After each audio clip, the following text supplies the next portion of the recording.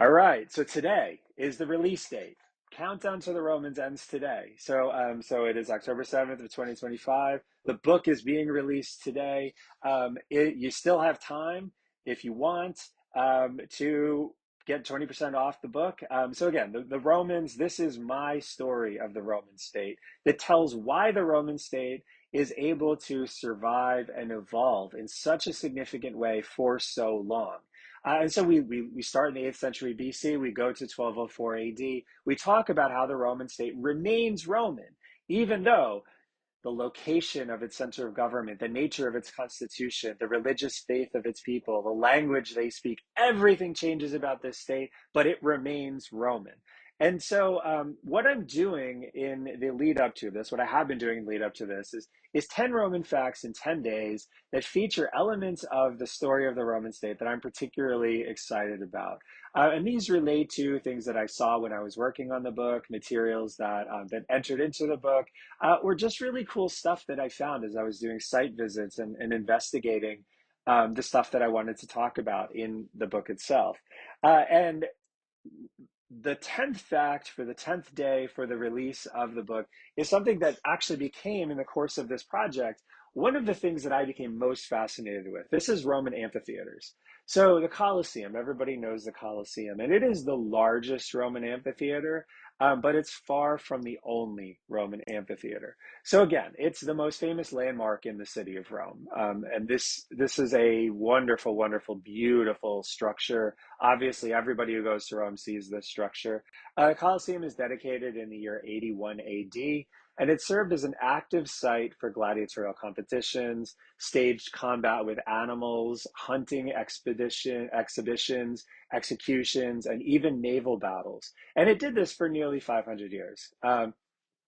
It's estimated that the Colosseum once sat 50,000 people. And what's cool about the Colosseum that a lot of people don't notice is you can actually go and see the gate numbers still posted on parts of the Colosseum. So you see there on the left, gate number 35, XXV, XXXV, that's Roman numeral 35, in the center, 36, on the right, 37. This is, your numbered gate. And when you had a ticket to the Coliseum, you had a gate number, and you would go in that gate number, and each gate led to a separate section of the Coliseum. So people sat in the Coliseum based on their social status. Senators sat in boxes along the arena floor. Regular people would see themselves seated higher up than the senators. And each of these gate numbers indicated where you were supposed to go. And so the Colosseum becomes a public space in which Romans can share an experience of watching games, watching activities, watching festivities. Sometimes prizes and awards were given out to people who were attending, but it's also something that emphasizes both the communal experience of being in that space, but also the stratification of Roman society, where people at different social levels sat in different sections. And we also know that there were, even within those sections, tickets allocated to people based upon like their involvement in a guild or their association with a particular religious cult. And so not only did you sit in a section based on your status, but your community position also separated out different people in different parts of that section. And all of this is stuff that you can see just by going and looking very closely at the monument. So the Colosseum is really, really cool. But it's by far and away not an exceptional structure. There are more than 200 other amphitheaters built around the world. So the second largest in the Italian city of Capua probably sat around 30,000 people. And many of these are just as interesting as the Colosseum. So here again, these are the senatorial seating in the Colosseum. Those marble pieces that you see are actually inscribed with the names of the senators. So these are assigned seats. It's cool, but some of the other ones are cool as well. So in Paris, the amphitheater in what was once the city of Lutetia, the amphitheater was designed to double as a theater. So an amphitheater technically means sort of two theaters put together. Greek theater would have, a flat stage area and then a sort of semicircle of seats around it that could then you could then listen to what was produced on the stage. The amphitheater is a complete circle around a sort of floor. And the events that take place in the amphitheater take place on that floor, and the seats around that allow people to view what goes on that floor. In Paris, what's interesting is this is both a theater and an amphitheater. And so the seats wrap around sort of 75% of that floor, but the last part, the sort of last quarter of that floor, represented a sort of screen that then served as the background for theatrical performances. And so the amphitheater in Paris is a sort of double space that serves both as an amphitheater for gladiatorial combats and hunting, and then also a theater for the performance of plays. And those little squares that you see on the left of that slide, those are the supports for the big sort of flat background that would be behind the theater for performances. In the Israeli city of Caesarea, you can see that the what was once the hippodrome, that was the place where chariot racing took place, this was actually transformed into an amphitheater. And so you see the long sort of course along the left of the slide. You see the long sort of course of what was the hippodrome. Now, what's cool about the hippodrome in Caesarea, or interesting, I guess, is the entire kind of western half of it has been consumed by the Mediterranean. And so you can see there actually were seats where you see the ocean over there, or you see the sea over there. Um, but you also see on the right of the slide, you see a structure kind of jutting out into what would be the race course.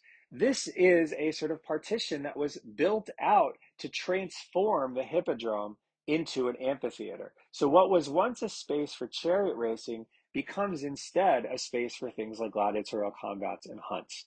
And this is quite interesting because usually we imagine that chariot racing is more popular than gladiatorial combat and things like hunts. But in Caesarea and in some parts of the Eastern Mediterranean, we actually see a transformation where something that was designed for chariot racing actually becomes a different sort of space designed to serve as an amphitheater.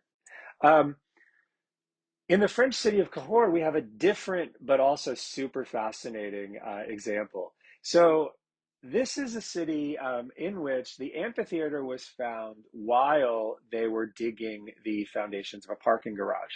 And so if you go to Cahors now, you can go to the parking garage and you can actually see, right, after you park your car, you can go and look at the remains of the amphitheater in the parking garage. And of course, the parking garage is called amphitheater parking. Um, in Bordeaux, if you go to the space where the amphitheater was and you just sort of look around, just look up. And what you see are the remains of the amphitheater peeking through the upper floors of houses and buildings. So on the left, you see the arches from the second level of the amphitheater. This is part of a building. You can see in the center, you see the amphitheater going right into the side of that four-story apartment building. And then on the right, you can see the arches of the amphitheater kind of above the roof of an apartment building and joining into the fourth floor of another apartment building. It's super, super interesting. But my favorite amphitheater in the entire Roman world is from the city of Bechan in Israel. And like Caesarea, this was a converted hippodrome where you have a space for chariot racing that is then converted into an amphitheater by inserting a sort of partition wall. And you can kind of see that. You can kind of see that happening here. But what's super interesting to me about this is the walls of the amphitheater still retain some of their original plaster. And this is one of the unique moments where you can go and you can actually see what the amphitheater was like in antiquity. So we imagine in scenes in paintings and in movies like Gladiator that this is just like rock, right? It's just like bricks and sort of squared off pieces of rock. And, the combat takes place in this empty space that has nothing in it. It's just a bunch of like sand and like you just fight there. The reality is much, much different. The exterior of the amphitheater is actually painted with images of plants and trees and scenes from nature. The interior of the amphitheater is also going to be filled with stuff that makes the scene of the combat much more interesting. So Romans go to the amphitheater not to watch people just be killed. Most of the fighting that occurs, in a gladiatorial combat, most of gladiatorial combats are not to the death. Probably 90% of them are not to the death. Instead, what you're interested in is watching the combat and the craft. You aren't really there to watch a gladiator die. And you're not there to watch a gladiator or a trained huntsman just massacre an animal. You're interested in the sort of theater of it. You want some danger. You want some sense of how the animal will behave. You want some sense of the natural habitat of the animal.